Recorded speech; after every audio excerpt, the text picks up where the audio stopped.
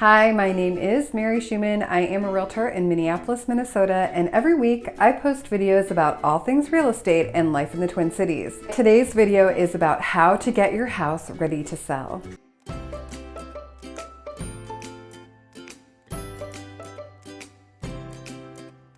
If you're interested in a free downloadable checklist of things that you can do to get your house ready to sell, just go ahead and look in the description below my video and you can download that at any time. If you're new to my channel, I encourage you to hit the subscribe button and then the little bell right next to it, and you'll be notified every time I post a new video.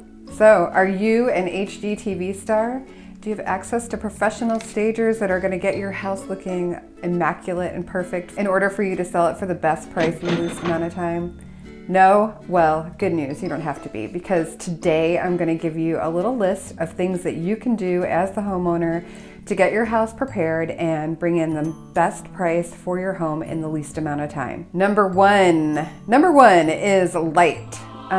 People like bright, sunny spaces. So even if you don't have a bright, sunny home, the way that you can achieve this is to open all the blinds, take down any heavy draperies that you have, just really let in as much natural light as possible. And before you have a showing, make sure that every light in your home is on. Yes, every light in your home is on. It should just glow. And then I highly recommend having your windows cleaned. And you may look at your windows and think, they're not that bad, but you'll be shocked. I mean, like, I'm kind of a neat freak and I clean all the time, and my windows, I had them cleaned once and I couldn't believe the difference that it made in my house. So it's worth the time if you invest it yourself, or the little bit of money that it costs to have somebody come out and professionally clean your windows. Okay, number two, less is more.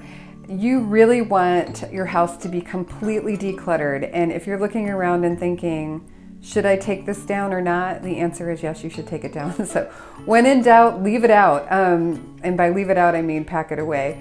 You should clear as many surfaces as possible. That means countertops, bookshelves should have extra space on them. You don't want things sitting on top of bookcases or on tables. Surfaces should be like wide open spaces. So when people come to visit your house and look at it and they're thinking about how are they gonna live in the house, and if they see this beautiful, bright, clean, decluttered home, they're picturing that that's how they're going to live there too. You could think of this as an opportunity to begin packing. So if there are a lot of things that you don't normally use or don't get used on a regular basis, just go ahead and pack them up and put them in boxes. And if you have an unfinished space in your basement and you want to stack them there, or if you need to get a storage unit, you can do that as well.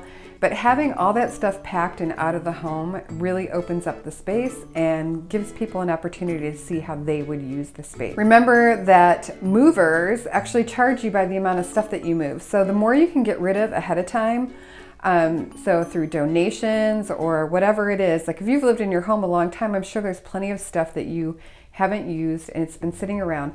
If you get rid of that stuff, you're not paying to move it or to store it. Okay, number four is no deferred maintenance. So every light bulb in your home should be working. You don't want to have anything burned out. You want your filters in your furnace to be clean and new. It's going to cut down on dust, and it's also going to make buyers believe that, you know, you are on top of things.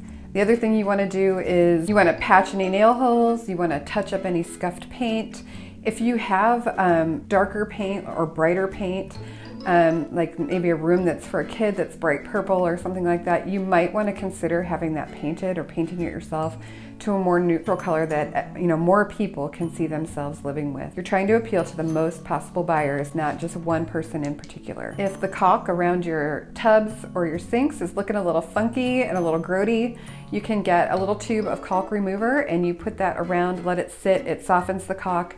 You scrape it up, and then you just put a nice clean bead of caulk around those surfaces, and that would go a very long way to having your home just look like it's in pristine condition. Use tape, painter's tape. That way you have a nice clean line too, so it's not getting in on the counters or on the side of the tub. Just a little pro tip there. All right, number five is clean, and really this might be number one because no one wants to move into somebody else's dirt. So that's just the fact of life. Everything should gleam. So your sinks, your tubs, your toilets, definitely the refrigerator. People open drawers and they open closets and they open everything when they're looking at a home. And I'll just tell you, when I was looking for my house here in Minneapolis, we walked into a home and I don't know why we opened the refrigerator, but somebody had left fish in there for who knows how long. And I mean, we almost threw up. It was so bad. But we walked out of there. There was no way we were going to buy that house.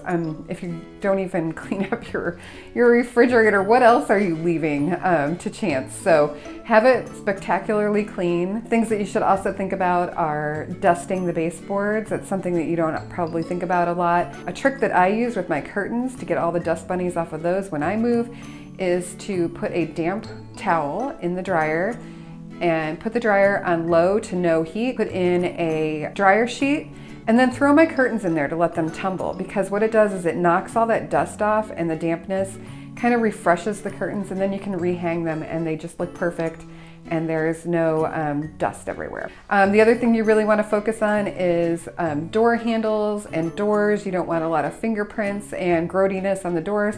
People notice that. And then the other thing that you might want to think about is if you have switch plates that are filthy and you need to clean those, you can, but if you need to, you can just replace them. They're only like, $1 or $2 a piece. So when people walk through and they see things that are bright and clean and new, it really encourages them to want to buy the home. Remember that when people are looking at your house, they're looking at it in an aspirational way. This is a big move for them, and they're thinking about how they're going to live in the house. I have a free downloadable checklist below in my description, and if you want, you can just go ahead and click on that and download it. If you're getting ready to sell your home, this should give you a good starting point to get your house ready for people to view.